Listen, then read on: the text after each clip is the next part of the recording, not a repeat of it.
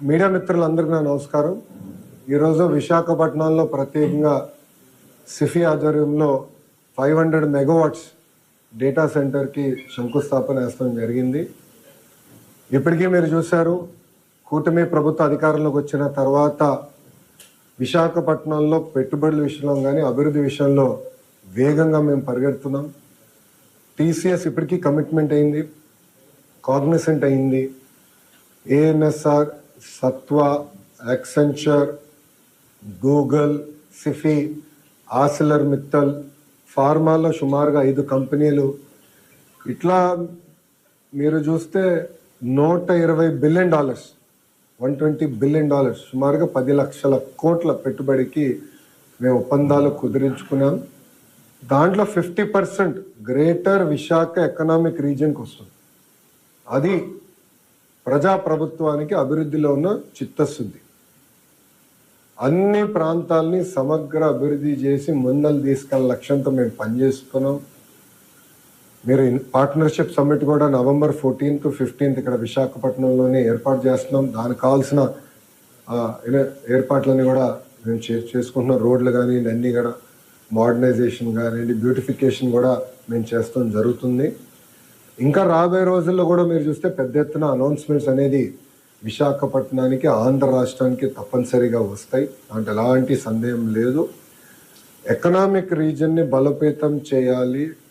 ఆంధ్ర రాష్ట్రం $2.4 trillion economy అవ్వాలంటే దాంట్లో విశాఖపట్నం అంటే గ్రేటర్ విశాఖపట్నం ఎకనామిక్ రీజన్ కనీసం $1 ట్రిలియన్ ఎకానమీ అవ్వాల లక్ష్యంతో ప్రజాప్రభుత్వం పనిచేస్తుంది. మేము విశాఖపట్నానికి వచ్చేసి ఏదో ప్యాలెస్లు కట్టాలన్నో దానికి రాలేదు. ప్రజలకి ఉద్యోగాలు, ఉపాధి కల్పించే పెట్టుబడులు తీసుకురావాలి, అవి గ్రౌండ్ చేయాలి, అవి ఎగ్జిక్యూట్ చేయాలి, అవి బిల్డ్ చేయాలి. తద్వారా మన పిల్లలకి ఉద్యోగాలు వస్తున్న లక్ష్యంతో మేము పనిచేస్తున్నాం.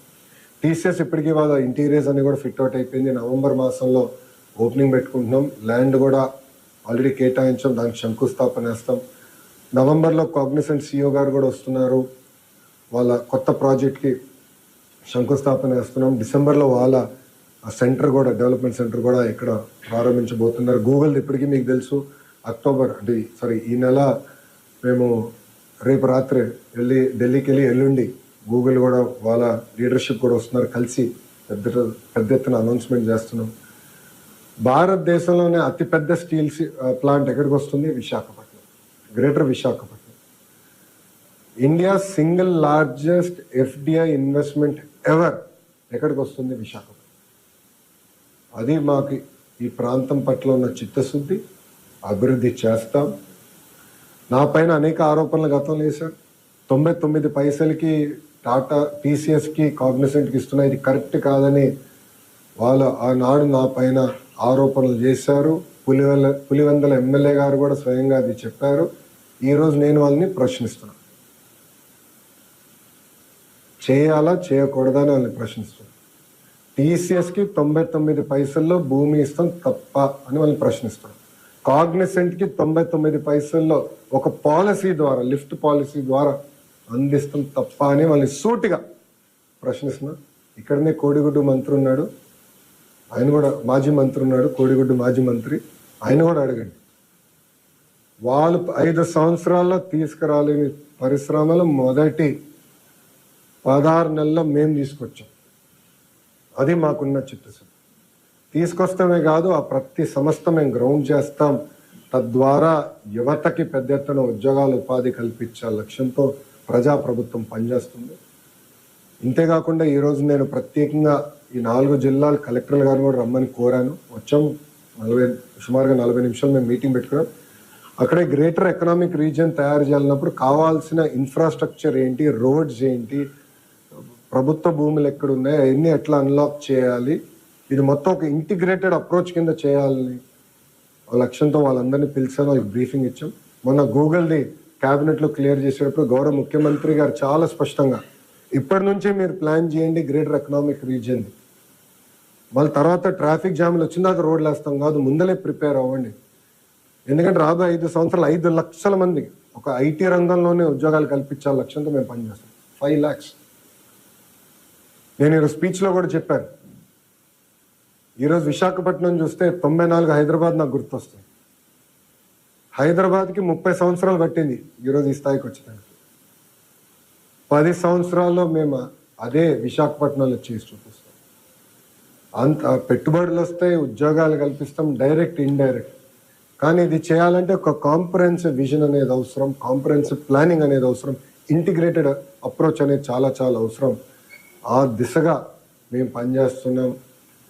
ప్రజలందరికీ, ఉత్తరాంధ్ర ప్రజలందరికీ ఒకటే చెప్తున్నాం, ఒకే రాష్ట్రం, ఒకే రాజధాని, కానీ అభివృద్ధి వికేంద్రీకరణ నినాదంతో ఆనాడు మేము మీ ముందరికి వచ్చాం.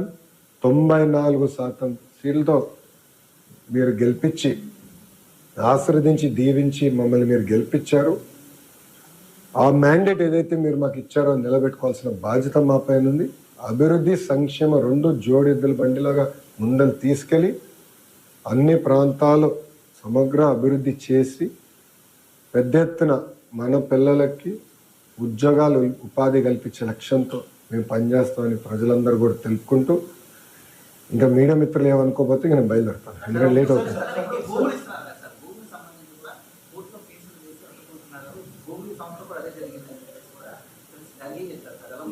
మేము ప్రజల్ని ఒప్పించి అభివృద్ధి చేసి పెట్టుబడులు తీసుకొచ్చి ముందరికి వెళ్తాం. వైకాపా పార్టీ చేసే 2 నంబర్ పనులన్నీ ప్రజల ముందర ఎక్స్పోజ్ చేస్తాం. నేనే మొదలుపెట్టాను. లిక్కర్ విషయంలో కూడా చాలా ఉందని వెనకాల హోంవర్క్ జరుగుతుంది. ప్రజల కోర్టులో వాళ్ళని దోషిగా నిలబెడతాం వాళ్ళు చేసిన పనులు. శ్రీకాకుళం టు అనకాపల్లి, శ్రీకాకుళం టు అనకాపల్లి ఈ బెల్ట్, అరకు, పడేరు ఆ బెల్ట్ మొత్తం ఇంటిగ్రేషన్. ఎస్, అది గౌరవ ముఖ్యమంత్రి గారితో మేము చర్చిస్తాం. ముందర ప్లాన్స్ తయారు చేయమన్నారు, ఒక మైండ్ అప్లై చేయమన్నారు. చేసిన తర్వాత మేము గౌరవ ముఖ్యమంత్రి గారితో చర్చిస్తాం. అంటే ఈరోజు $1 ట్రిలియన్ ఎకానమీ, $1 ట్రిలియన్ ఎకానమీ అవ్వాలంటే సమగ్ర అభివృద్ధి అనేది అవసరం, కోఆర్డినేటెడ్ అప్రోచ్ అవసరం. ఎందుకంటే ఎయిర్పోర్ట్ ఒక జిల్లాలో ఉంది, ఉద్యోగాలు ఒక జిల్లాలో ఉంటాయి, కంపెనీలు ఒక జిల్లాలో. ఇంటిగ్రేటెడ్ అప్రోచ్ అనేది ఉండాలి. హైవేస్ ఎట్లా వెళ్ళాలి, రేపు పవర్, ఇప్పుడు డేటా సెంటర్స్ అంటే పవర్ కీలకమైనది, డేటా కేబుల్ కీలకమైనది. ఇదంతా ఇంటిగ్రేటెడ్ అప్రోచ్ ఎట్లా తీసుకెళ్లాలనేది చాలా చాలా అవసరం. అదొక ఒక ఎకనామిక్ రీజన్ పెట్టి దానికి ఒక ప్రాపర్ స్ట్రక్చర్ ఉంటేనే మనం సాధించాలి. ఓకేనా, thank you boss. I have to leave. I catch up at the stadium. 14th చెప్తాం. ఏమనుకో